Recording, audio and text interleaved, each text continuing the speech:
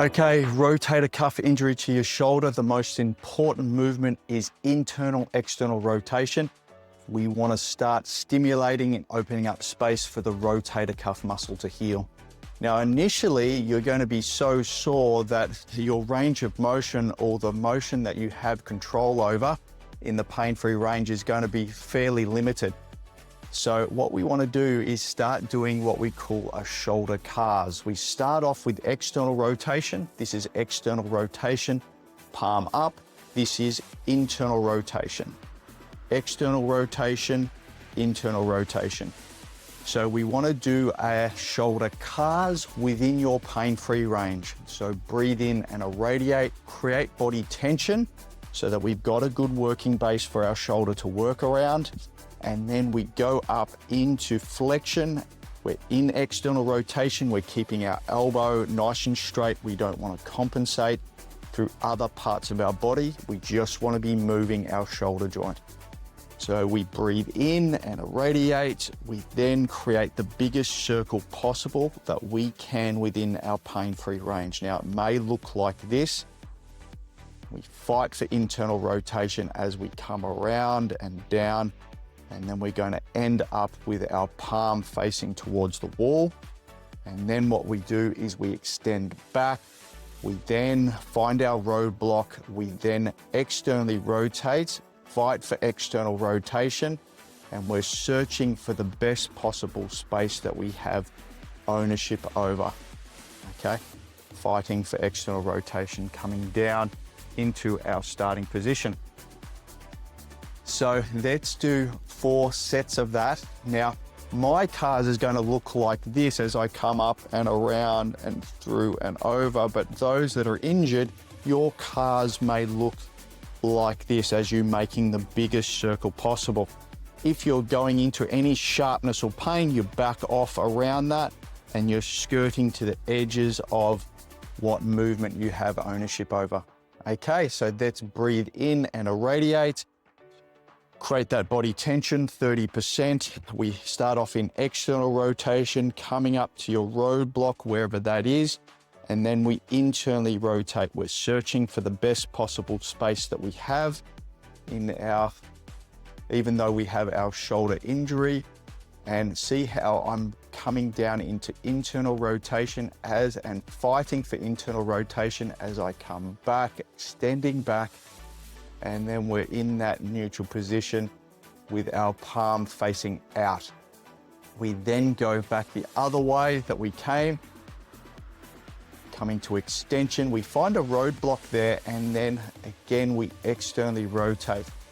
We fight for external rotation, going into the space that we have ownership over in the pain-free range, and whatever that looks like to you when you're injured, okay? So let's do another 3 reps, breathing in and irradiate, coming up into that position, finding the space that you have ownership over. If it goes into a sharp pain, you skirt around that area. Don't go into any sharpness or pain because we don't want to. We want your nervous system to feel safe. Good, really focusing on the external rotation, internal rotation components of our CARs.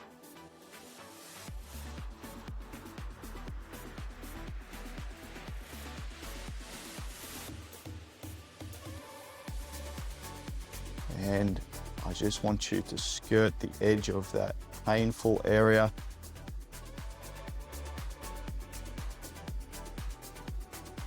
Great, 1 more rep, going into flexion.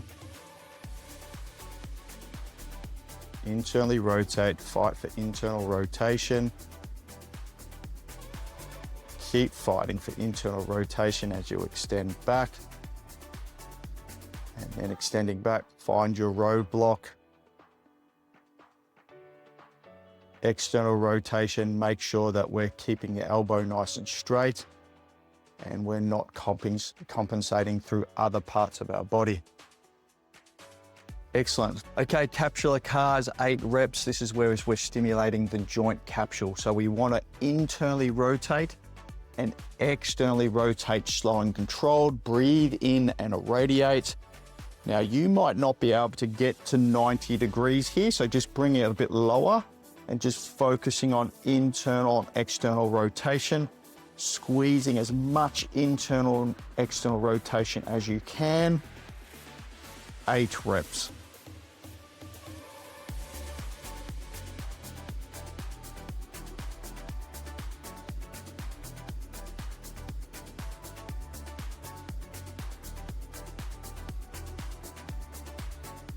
Okay, so that's 8 reps. Now what you can do is do this capsular CARs using a tennis ball, elbow nice and straight. We're going to go into a little bit of flexion here.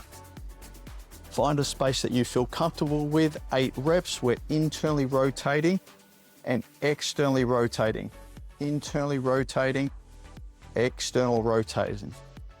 Okay, breathe in and irradiate. Just focus on that internal rotation and external rotation. 8 reps.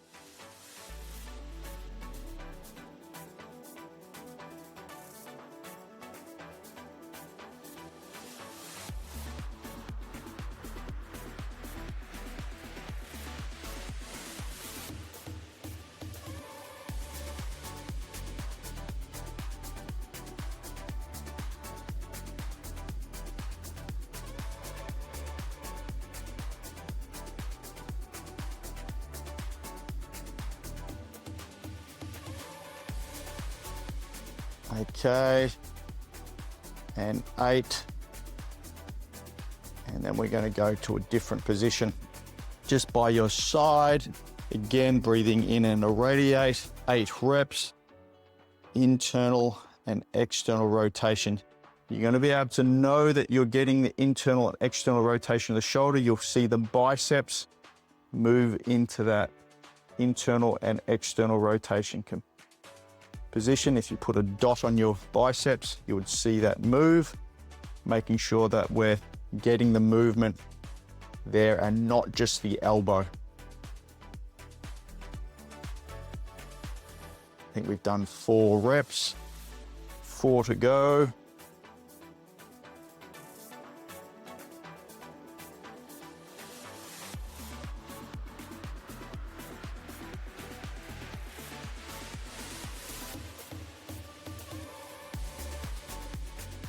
Okay, last rep in internal, external rotation. Squeeze as much out as you can. Let's now go into slight extension. Internally rotate, externally rotate. Remember, this has got to be in the pain-free range, so if you can't quite find a position in extension, just find a position that works for you.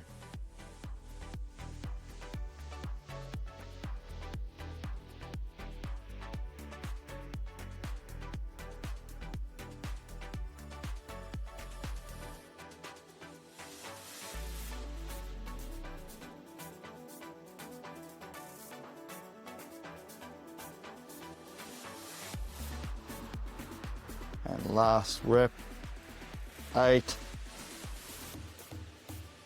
Great, so just finding about 4 to 5 positions that you can do our internal, external rotation.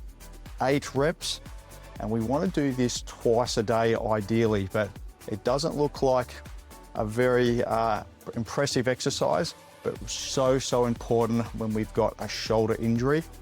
That internal and external rotation, it's going to build the foundation of healing. So let's give it a go, pain-free range, and let's get some healing to that shoulder.